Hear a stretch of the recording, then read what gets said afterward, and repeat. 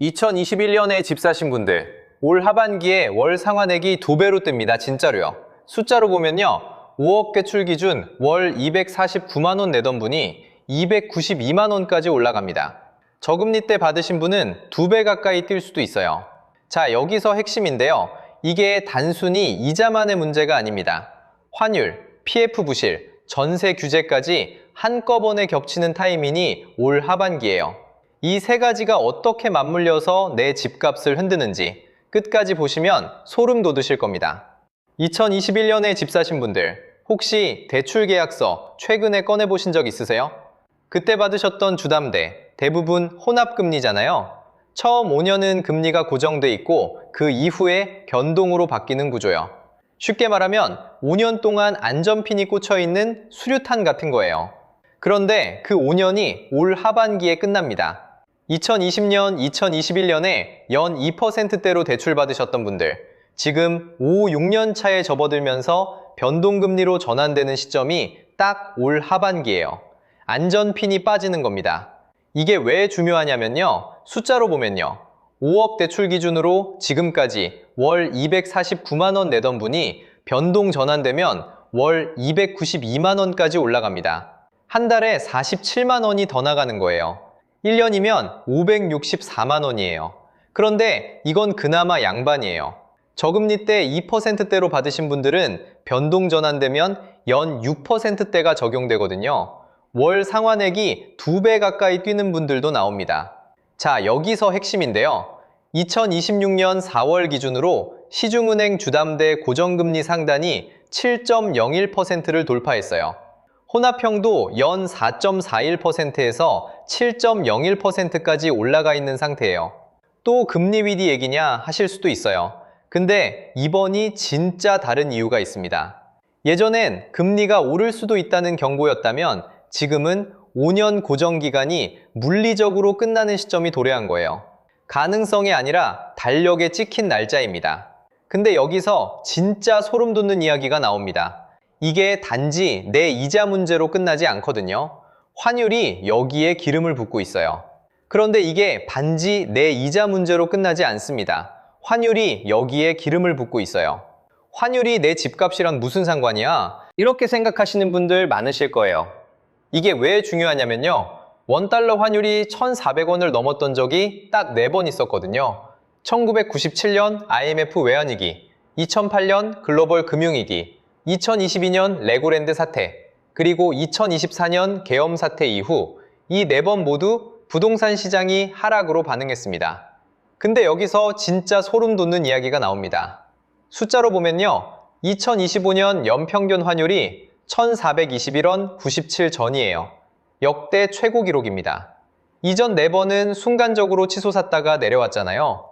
이번엔 아예 1,400원대에 눌러앉은 거예요. 지속기간이 완전히 다릅니다.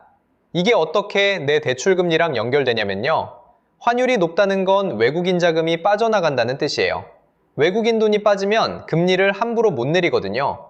그러니까 한국은행이 금리를 낮춰서 대출 부담을 줄여주고 싶어도 환율 때문에 손이 묶여 있는 겁니다. 파트 1에서 말씀드린 금리 리셋, 거기에 금리 인하마저 막혀버리는 구조가 겹치는 거예요. 자, 여기서 핵심인데요.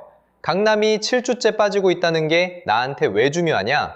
용산도 4주째 하락이고 성동구는 103주 만에 하락 전환됐어요. 주택가격 전망 CSI, 쉽게 말해서 집값이 오를 것 같다, 내릴 것 같다를 숫자로 나타낸 건데요. 이게 108에서 96으로 떨어졌습니다. 13개월 만에 처음으로 하락 기대 영역에 들어간 거예요. 시장 분위기 자체가 바뀌고 있는 겁니다. 가랑비처럼 서서히 스며드는 거예요. 환율 하나가 부동산을 한 방에 무너뜨리는 게 아니라 금리 리셋이랑 겹쳐지면서 누적되는 구조거든요. 그런데 환율보다 더 무서운 게 있습니다. PF 부실이라는 시한폭탄이 아직 터지지 않았어요. 그런데 환율보다 더 무서운 게 있습니다. PF 부실이라는 시한폭탄이 아직 터지지 않았어요. PF가 나랑 무슨 상관이야? 나는 1금융권 대출인데 이렇게 생각하시는 분들 많으실 거예요. 근데요, 이게 직접적으로 연결돼 있거든요. 숫자로 보면요, 금융권이 부동산 PF에 묶여있는 돈, 그러니까 건물 짓는데 빌려준 돈이 2025년 9월 기준으로 178조 원이에요. 2023년 말 231조 원에서 줄긴 했는데 여전히 어마어마한 규모잖아요. 실제로 어떤 일이 벌어졌는지 보여드릴게요. 태영건설 아시죠? 2023년 12월에 워크아웃을 신청했는데요. PF만 3조 원대였어요. 총 60개 사업장 중에 24곳을 정리했고 부채 비율이 769%였거든요. 이게 한 회사 얘기가 아니라 업계 전체의 축소판이에요. 자, 여기서 핵심인데요. 캐피털 업계 부실 채권이 23년 만에 최대 규모입니다. 이건 가능성이 아니라 지금 진행 중인 팩트입니다. 중소금융권 토지담보대출 연체율은 30%를 돌파했어요. 제2금융권이 흔들리면 뭐가 벌어지냐? 건설사에 돈이 안 들어가니까 공사가 멈추고요. 미분양은 늘어나고 신규 공급은 줄어들어요. 이 흐름이 결국 부동산 시장 전체를 흔드는 거예요. 마치 댐에 균열이 생긴 것과 같거든요. 더 무서운 건 타이밍이에요. 금융당국이 PF 연착륙을 위해 규제를 한시적으로 완화해놨는데 이게 2026년 6월에 끝나요. 그리고 2027년부터는 PF 자기자본 비율 20%가 의무화됩니다. 지금 댐을 임시로 막고 있는 건데 6월 이후에 물이 새기 시작하는 거예요. 금리 리셋, 환율, PF 부실까지 세 가지가 겹치는 타이밍이 올 하반기예요. 그래서 지금 뭘 해야 하는지 말씀드리겠습니다. 그래서 지금 뭘 해야 하느냐? 소방훈련이라고 생각하시면 됩니다. 불이 나기 전에 대피로를 확인해 두는 거예요. 첫 번째, 지금 바로 대출계약서를 꺼내세요. 내 고정금리가 변동으로 바뀌는 날짜가 정확히 언제인지 확인하시는 겁니다. 그 날짜가 여러분의 디데이예요.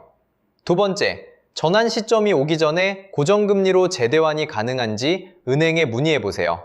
지금 고정금리 상단이 7.02%까지 올라가 있긴 하지만 변동으로 넘어갔을 때 더 올라갈 수 있는 리스크를 고정시키는 게 핵심입니다. 세 번째, 이런 시기에 섣부른 추격 매수는 절대 자제하셔야 해요. 주택가격 전망 CSI가 96까지 떨어졌어요. 13개월 만에 하락 기대 영역에 들어간 겁니다. 시장 심리가 꺾이고 있다는 뜻이에요. 그리고 하나 더 알아두실 게 있는데요. 3기 신도시 본청약이 2026년 3월부터 시작됐습니다. 분양가 상한제가 적용돼서 인근 시세 대비 약 20% 수준이에요. 실거주 목적이라면 이쪽도 꼭 살펴보셔야 합니다.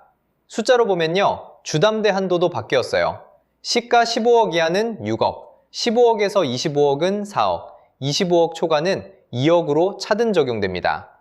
내 집 시가에 따라 대출 한도가 달라지니까 이것도 꼭 체크해보세요. 자산 분산도 옵션으로 생각해 볼 수 있어요. 금값이 1년 전 대비 56% 올랐거든요. 부동산에만 자산이 몰려있다면 일부를 분산하는 것도 방법입니다.